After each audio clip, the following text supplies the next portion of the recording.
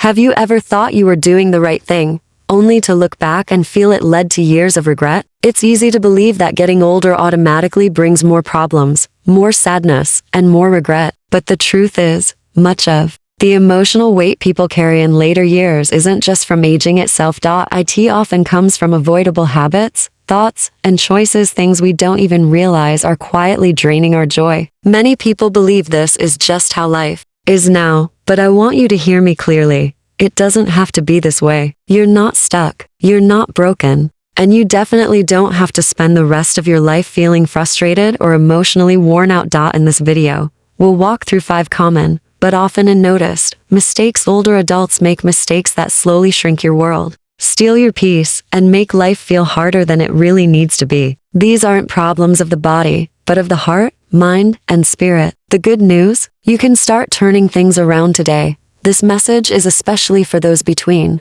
the ages of 55 and 80 who are ready to feel more emotionally strong, free, and in control. If that sounds like you, then you're in the right place. Stick with me until the end, because the last mistake we cover is something almost no one talks about, yet it might be the very thing that's been holding you back the most. One of the most common and quietly damaging habits in later life is holding on to bitterness. Whether it's a betrayal, an unresolved family issue, or regret over how life turned out, many people carry emotional pain that never fully healed. But here's a hard truth: bitterness doesn't heal anything. It's like swallowing poison and hoping someone else gets sick. Bitterness shows up in subtle ways: playing old arguments in your head, feeling tense when you hear a certain name, or quietly resenting loved ones for living differently than you expected. Over time, it doesn't just keep you stuck, it pushes others away. It makes your world smaller and your peace harder to find. And here's the thing: after 60, there's often more time to think,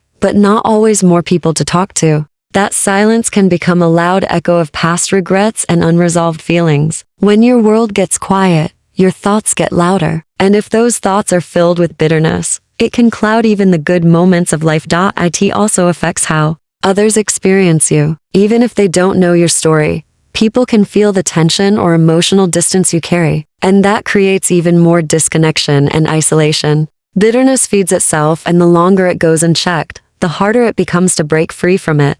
I once met a man named Frank, 78 years old. He hadn't spoken to his brother in over 30 years, over something neither of them could fully remember. That one unresolved issue quietly shaped the tone of his entire later life. It didn't need to be that way. Letting go doesn't mean pretending the past didn't hurt. It means choosing not to let it define you anymore. When you finally release that burden, you'll notice your shoulders feel lighter. You may even find joy returning in ways you didn't expect. Peace and joy are still possible. Bitterness doesn't have to be part of your future. Another mistake many older adults make is ignoring the first signs of physical decline. I get it, no one wants to admit they're slowing down, but pretending you're fine when your body is telling you otherwise can lead to serious problems down the line. Little aches, shortness of breath, or unsteady balance, these are your body's early warning signs. When you ignore them, you're not being strong. You're setting yourself up for harder setbacks later. I've seen it too many times. People brush off a small issue,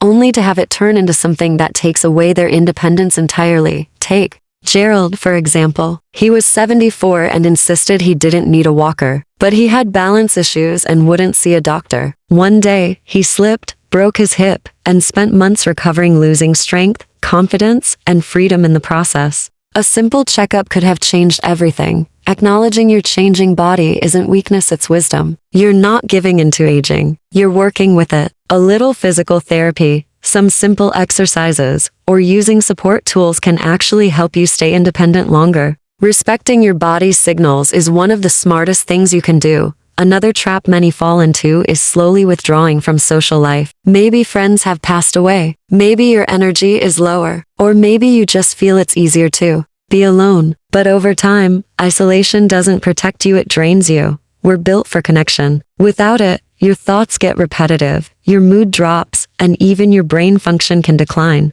Loneliness is more dangerous than most people realize. It can impact your health as seriously as chronic illness. The solution doesn't have to be complicated. It could be a weekly coffee with a neighbor, joining a book club, attending a community class, or calling someone you haven't spoken to in a while. Relationships don't always have to come from the past. You can build new ones. Even now, Edna, 82, lost her husband and best friends in the same year. Her daughter finally convinced her to join a local quilting group. At first, she didn't want to go, but slowly, she started talking, laughing, and looking forward to those meetings. That small connection changed everything for her. Sometimes, the most harmful mistake is dismissing physical discomfort as just part of getting older. A sore joint, difficulty moving, or a recurring pain. These aren't things you have to live with silently.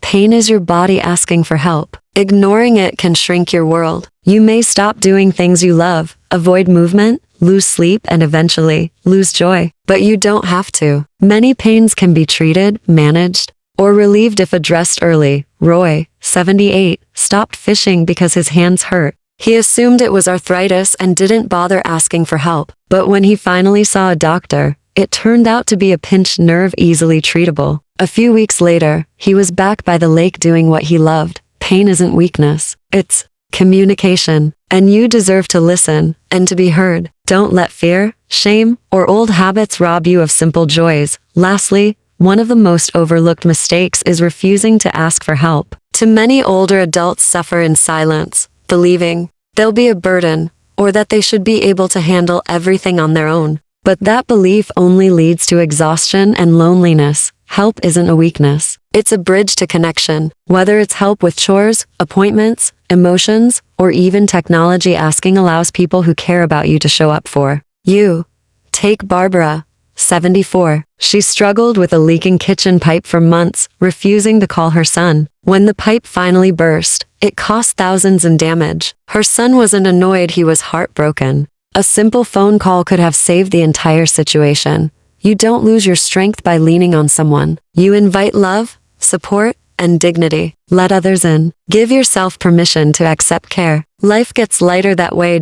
So here's the truth. Life after 60 doesn't have to be a slow decline. It can be a time of clarity, of choosing better habits and living more freely. If any of these 5 mistakes sound familiar, that's a good thing. It means you're becoming aware. And awareness is the first step toward change. You've lived a full life. You've learned, you've loved, and you've endured. Now it's time to give yourself the peace, connection, and freedom you truly deserve. It's never too late to feel better, to forgive yourself, to start fresh, even if it's just with one small act today. You're not done yet. You still matter. You still have more to give and more joy to feel. Let that be your reminder as you move forward.